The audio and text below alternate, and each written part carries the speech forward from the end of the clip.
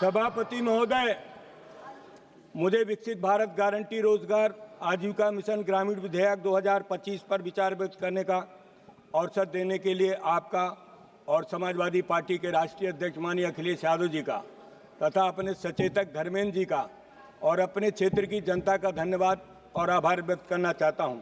मानवर, सबसे पहले मैं यह स्पष्ट करना चाहता हूं कि मनरेगा केवल एक योजना नहीं है, बल्कि ग्रामीण भारत के लिए एक कानूनी अधिकार है। रोजगार का अधिकार, सम्मान का अधिकार और सामाजिक सुरक्षा का अधिकार है।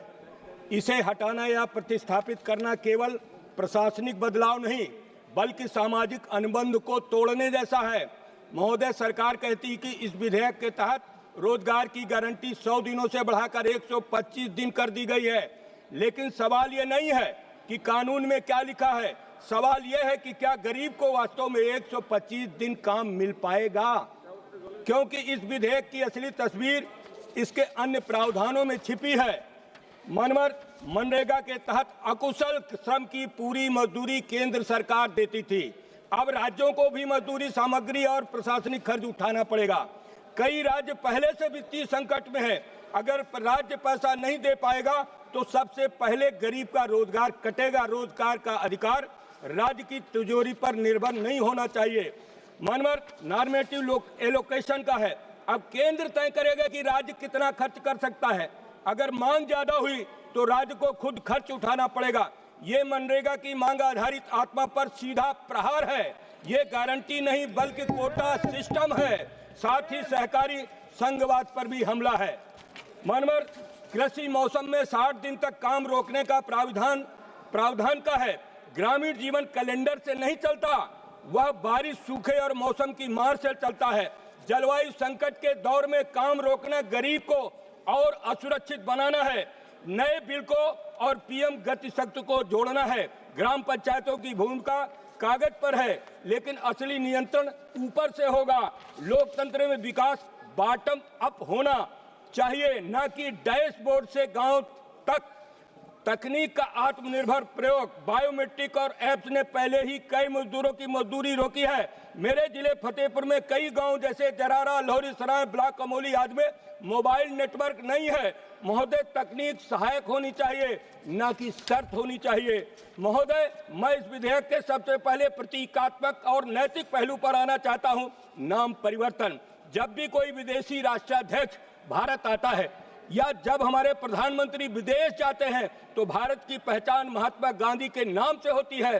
अहिंसा, सत्य, करुणा और यही भारत की आत्मा के प्रतीक है। लेकिन जैसे ही बात गरीब के रोजगार की आती है, आप उसी गांधी के नाम को योजना से हटा देते हैं। मैं सरकार से पूछना चाहता हूं, अहिंसा के पुजारी से इतनी नफरत क्यों?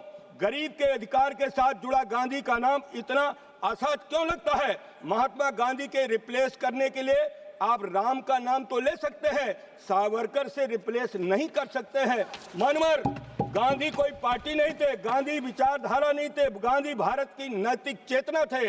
माननीय अध्यक्ष महोदय, यह विधेयक सिर्फ नाम नहीं बदलता, यह दृष्टिकोण बदलता है। अधिकार से योजना की ओर और न्याय से बजट की ओर और गांधी से सुविधा की ओर। ग्रामीण भारत को नारे नहीं चाहिए मानवर, उसे काम चाहिए, मजदूरी चाहिए और सम्मान चाहिए। जब तक ये विधेयक इन तीनों की बिना शर्त गारंटी नहीं देता और जब तक गांधी के विचार को योजनाओं से हटाया जाता रहेगा, मैं इस विधेयक का पूरे दृढ़ संकल्प के साथ मानवर विरोध करता हूं। मानवर, एक बात कहना चाहता हूं, इस बिल को प्रस्तुत करते हुए माननीय मंत्री जी ने कहा कि ये ईंट गारे का भवन नहीं है, ये लोकतंत्र का मंदिर है। मानवर, पूज्य महात्मा गांधी के त्याग और बलिदान से देश आजाद हुआ और हमको लोकतंत्र मिला, जिसकी वजह से हम सब इस सदन के सदस्य बने, मंत्री बने। आप नाम बदलते हैं, भवनों का रंग बदलते हैं, लेकिन आपका यह ढंग ठीक नहीं है, जिसको पूरा देश देख रहा है। जनता आपकी नीतियों को और ढंग से बेहद दुखी है। उत्तर प्रदेश में शराब के गांव-गांव ठेके खुलवा रखे हैं। युवा पीढ़ी को बर्बादी की तरफ लिए जा रहे हैं। माननीय सभापति महोदय, मैं उत्तर प्रदेश के फतेहपुर लोकसभा से जीत कर आया हूं। करोड़ों रुपया मजदूरों का बकाया है उनके भुगतान का क्या होगा मनोहर, इस बात को मैं माननीय मंत्री जी से स्पष्ट करना चाहता हूं। आपने मुझे समय दिया, मैं आपका धन्यवाद करते हुए अपनी बात को विराम देता हूं।